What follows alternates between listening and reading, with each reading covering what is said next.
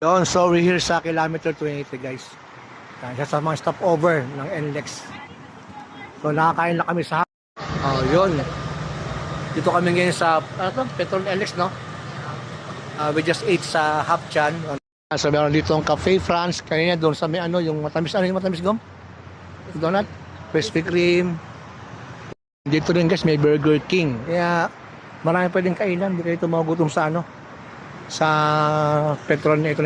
Of course, one of our favorite, Pancake House. At